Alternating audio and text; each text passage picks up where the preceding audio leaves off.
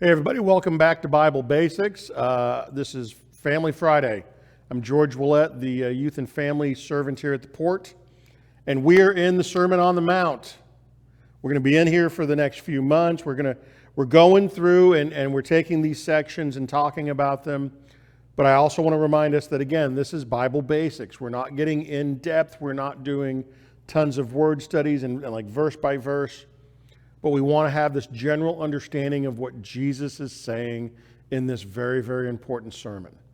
So the Sermon on the Mount, you're going to find it in Matthew chapter 5, 6, and 7. And remember, we're going to start with this because I want to keep this in front of us. The Sermon on the Mount is Jesus proclaiming, this is what the kingdom of heaven is like. This is what a kingdom citizen is going to be like.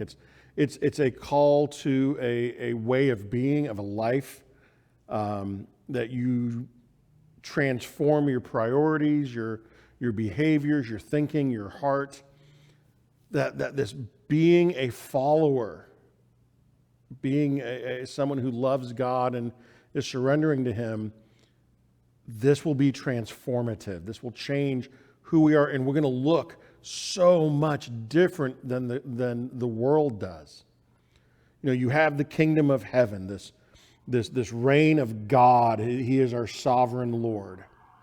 And then you have the kingdom of the earth, the way that the world does things, the way that people think and act when they're not following God. So we're now in this section. We've talked about the Beatitudes, about, Jesus, again, turning the world upside down. This idea of God blessing people that would be looked very differently by the world, and how He had called His disciples to be salt and light, that if you're going to follow Jesus, you're going to go into the world and you're going to help transform it and preserve it and be different in a very, very noticeable way, keeping yourself pure and untainted by the world. And if you become contaminated, then you're going to be good for nothing. And we talked last week about how Jesus was clear. He came to fulfill the law. He didn't come to do away with the law of Moses. He came and He is the one who lives this perfect life that none of us can. But he's talking about how the teachers of the law are getting it wrong. And He wanted to show them that you need to be better. You need to have a faith that is better than that of the Pharisees, because they're not going to get in. So then he pivots. He's kind of set this tone that who He is and the authority He has and what He's doing. And then he starts talking about what it's going to actually look like in practice. Like, this is what a person will have the values of when they're a kingdom person. Pick up in verse 21. Jesus says, "You have heard that the ancients were told. You have heard that our ancestors were taught. You know that in the law of Moses, this is what it says. This is one of the 10 commandments." That's what He's saying here. "You shall not commit murder, and whoever commits murder shall be liable to the court." So everyone that was listening to this sermon understood what He was saying.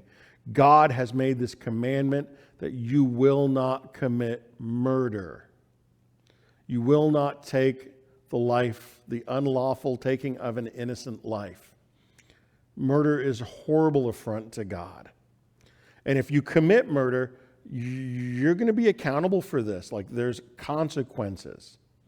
There's earthly consequences, but we also know that they understood there's a spiritual consequence. Like, you break the commandments of God, you are going to be held accountable. He goes on, and this, man, hear Him in this. Jesus says, "But I say to you, you've heard the ancients were told, but I say to you." Now, He's not saying don't listen to Moses, don't listen to the commandments. What He's doing is proclaiming this authority that He has as God. He is this teacher, this wonderful person, but He's also God in the flesh.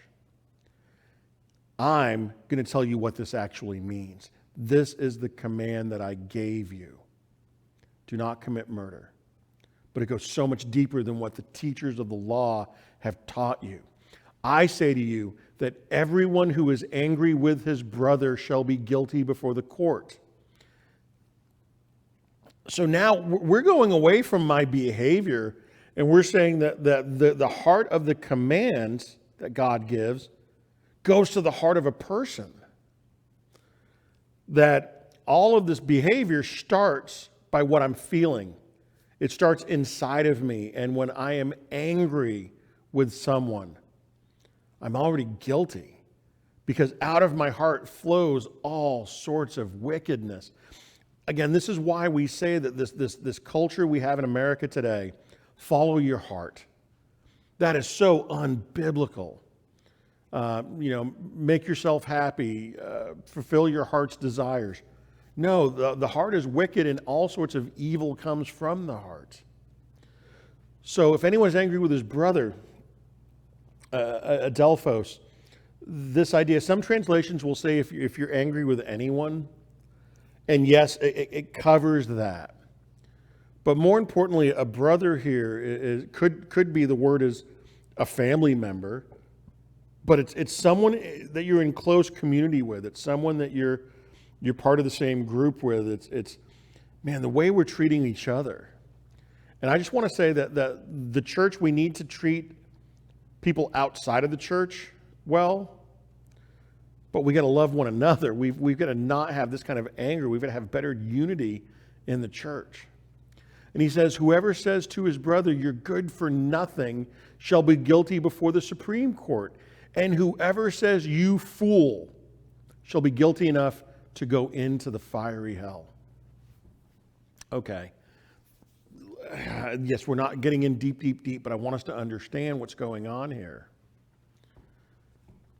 This isn't about the words that are coming out of my mouth. You good for nothing.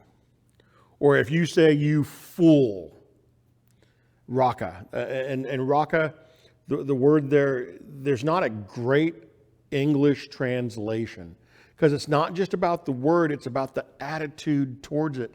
When you look at someone with contempt, when you look down at someone, when you are ridiculing them because they are so foolish and so horrible, and you just have nothing good to say, and you think that they're less than you, and you say, raka, you say, you fool. The danger of this kind of a heart attitude is it separates you from God. Your heart reveals to God who you are and what you really believe. And to have this kind of a heart attitude, you're guilty. You're guilty just as much as if you killed someone, as you murdered someone. And man, this makes it so much harder because, I love the commandment, you shall not commit murder. Because I've gotten through half of the day and I've not killed anybody yet. I think I'm going to get through the rest of the day and I still won't commit murder. So I can feel pretty good about that.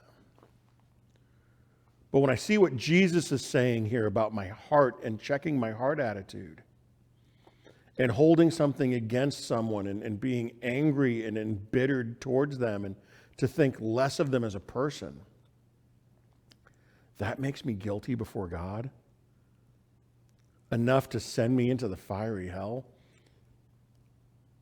Man, kingdom living is so different than what the world teaches. And he goes on.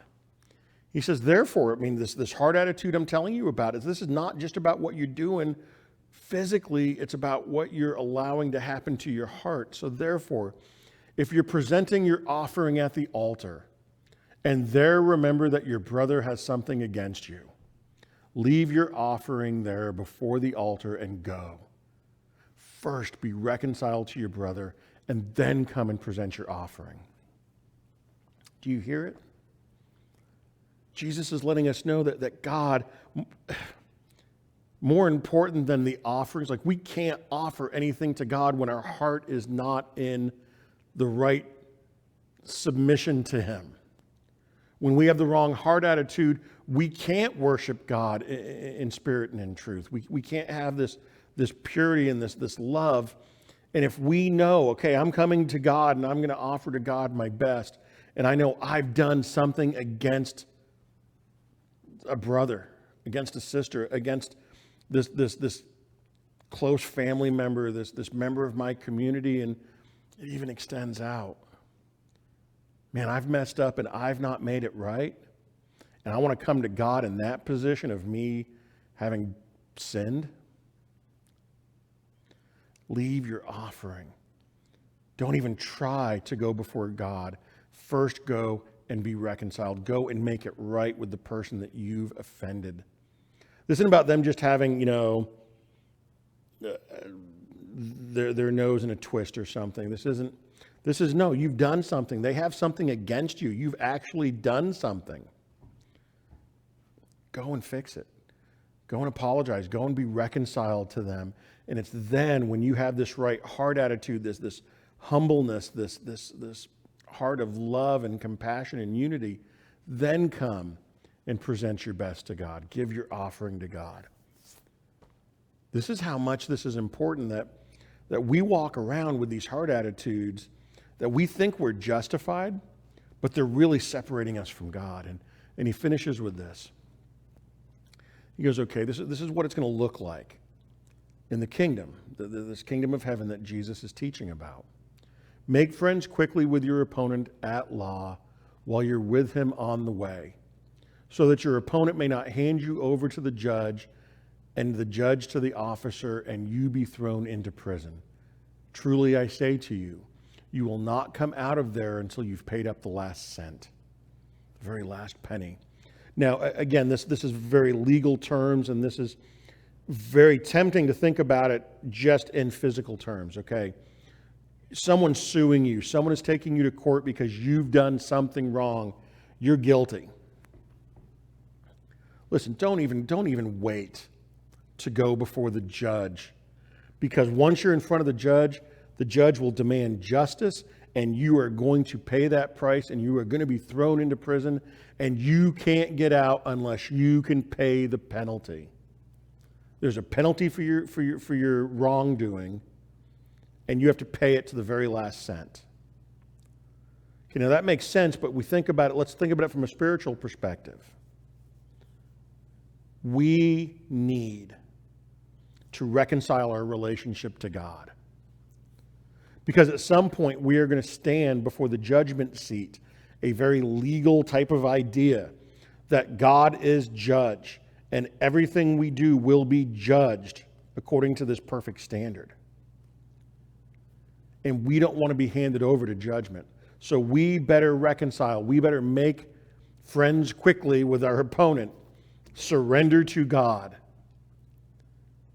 Because if you don't, and you're in front of that judgment seat, you're going to be convicted, and you're going to be thrown into prison. You're going to be sent to your punishment. And you can't come out of there until you've paid up the last cent. Well, if we're talking in spiritual terms, you can never pay the price that your sin demands. You can't do it enough to ever get out, because the only proper punishment for rejecting a perfect holy God, for making yourself an enemy of the perfect holy God, is to be out of his presence forever. That's what hell is. It is to be out of the presence of God and all of his love, mercy, grace, and goodness. There's nothing good left outside of God's presence. And you'll have to be there until you pay the last cent, till you've paid the full penalty of what your sin demands. And you'll never get out because you can't pay the price for the sin that you've done. So reconcile with God before the judgment comes. Now, were they thinking this immediately? No, I don't think. I think they were understanding he was calling to this life that we live with each other, and that application is most certainly there. This is about how we live in peace here. But I also see that there's a bigger truth here about us reconciling with God and avoiding that judgment. All right, well, I hope you understand the importance of dealing with anger, our interpersonal relationships, that that when God is talking about this, when Jesus is teaching about anger and about murder, that he is going so much deeper than our behaviors to the very heart of who we are. And the only way to have the right kind of heart is to surrender to Jesus. Now, we'll talk next week what he has to say about adultery. Guess what? It's going to sound really, really, really, really familiar, similar to what we just talked about. All right, God bless. We'll see you next week.